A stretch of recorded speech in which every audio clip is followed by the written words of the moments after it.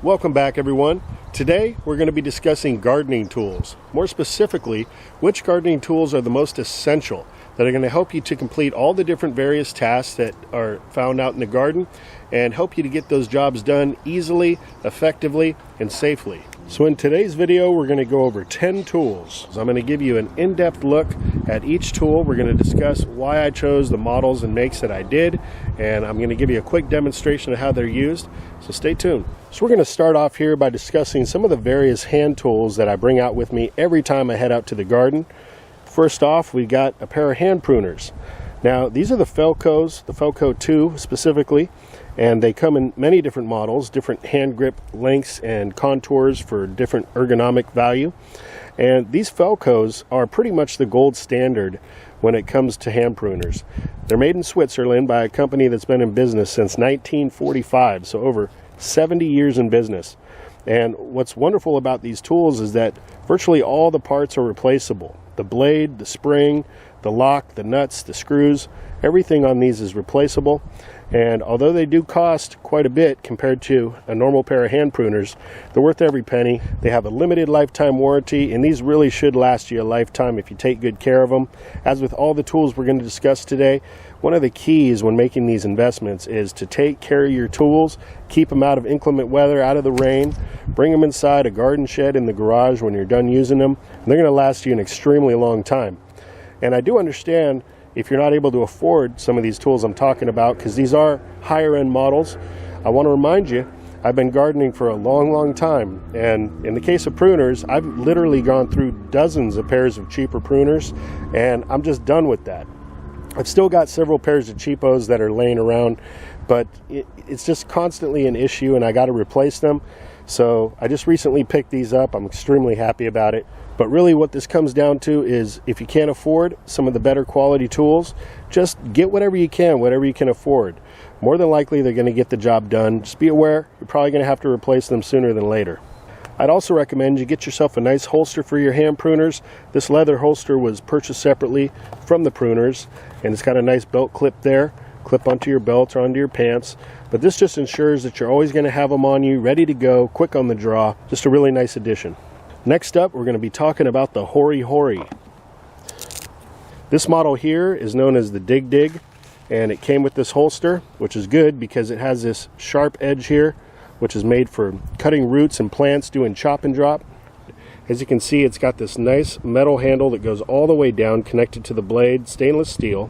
So whether you're digging, cutting, weeding, or even measuring depth, this tool has it all. Out of all the tools I do use in my garden, this one gets the most usage, and in fact this is the second one I bought because I misplaced my other one somewhere in the garden. It's probably under some wood chips somewhere, but no big deal. The other one's going to show up at some point, and I'll have two.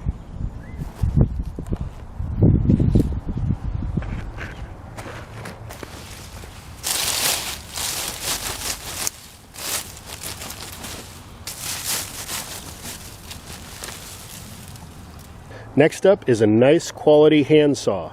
Now, this handsaw here is made by Silky. It's called a Pocket Boy, and it comes in this little snazzy plastic case here. And I've had many a handsaw in my day, and once I picked up a Pocket Boy, I'm never going back.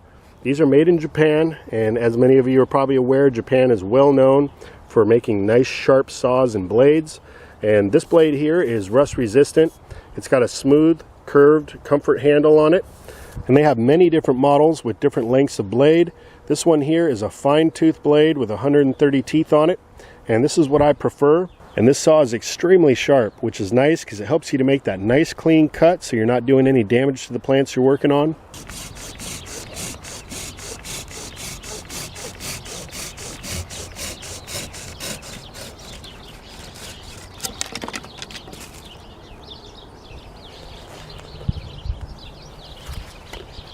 It folds up nicely, is easy to keep in the pocket, or you can throw it back into the holster.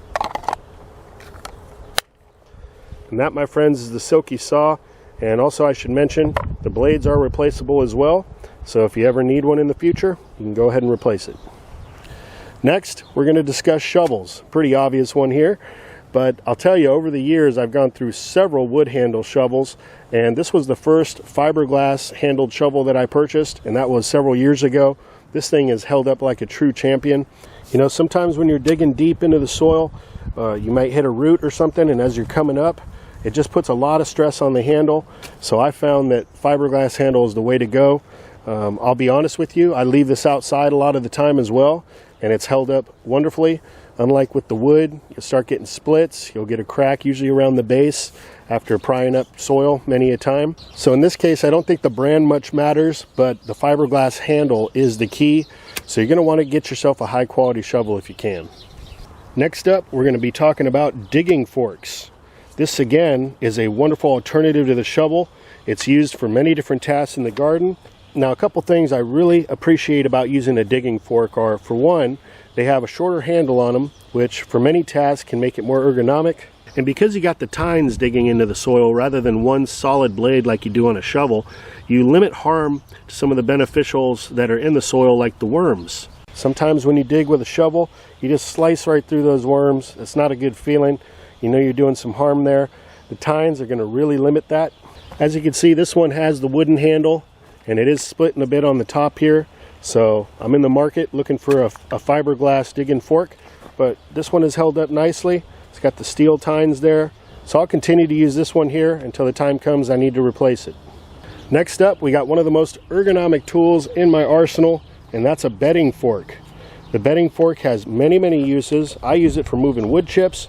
You can use it for turning compost heaps, moving hay or straw. It's got a nice long handle on it. And again, this one has a wooden handle. Just like with my digging fork, I'm in the market for a fiberglass handle bedding fork. But this particular model from Ames has held up nicely.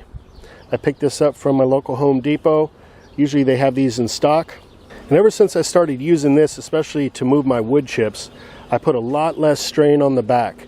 It allows you to just bite into the pile, where sometimes you butt up against those wood chips with a shovel or a snow shovel when you're trying to scoop it up. And you're not going to be scooping out quite as much as you do with something like a snow shovel, but that's good because it's less weight, like I said, less strain on the back. All in all, a must-have for any gardener. All right, now let's talk rakes. So this here is known as a bow rake, and it has these short, rigid metal tines, and this is commonly used for smoothing out soil. If you just broke ground and you're creating a new garden plot, this is great for chopping up dirt clods, smoothing things out. Just does a great job prepping a new garden bed.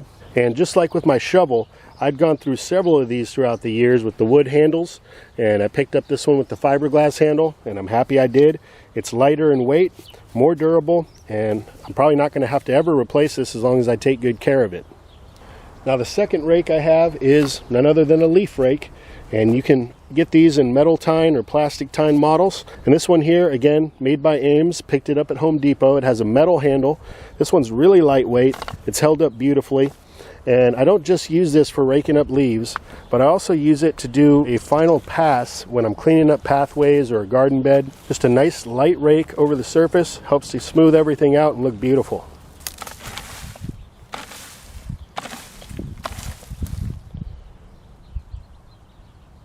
Next up, we got the wheelbarrow. Now, this is the best wheelbarrow I ever owned. I picked this up at a garage sale, and it's all metal construction with the metal handles, all one piece. And you can see it's got a rubber wheel on there. There's a little chunk missing, but these guys just keep going and going. I put this through so much work, and it holds up like a champ. You can see I've even mixed concrete in here. Didn't do a great job cleaning it all out after the fact. But undoubtedly, having yourself a good wheelbarrow is worth its weight in gold. Whether you're moving around compost, wood chips, doing garden cleanup, a wheelbarrow is a gardener's best friend. Now, these metal construction wheelbarrows are quite expensive, so I was fortunate to find one at a garage sale. But if the time ever comes and need to replace it, undoubtedly, I'm going to go get a new one if I can't find one again used at a garage sale or something like that, because there's really no other way to go. And honestly, I don't think I'm ever going to have to replace it, but you never know. It does see a lot of work in my garden. And last, but definitely not least, is going to be a good pair of leather work gloves. You definitely want to protect your hands when you're out in the garden. You only got 2 of them, right? So these leather gloves are going to help you to avoid cutting your hands. It's going to stop your skin from drying out, which happens when you're working with soil a lot. It's also going to help to prevent blisters from forming. A lot of the tasks that we do in the garden are repetitive in nature, And without a good pair of work gloves, you're almost guaranteed to form some blisters, which can be painful, end up popping, and create other issues, infections, and that sort of thing. So please, do yourself a favor and invest in a nice quality pair of work gloves. In fact, get several pairs so you have them on hand when you need them. So that there is my top 10 gardening tool essentials. And of course, there's many other tools that you can add to your arsenal. But with these 10 tools here, you can virtually complete any task that the garden throws at you. Because many of these tools, especially the hand tools, can be difficult to find locally, I went ahead and added some links where you can find these products online.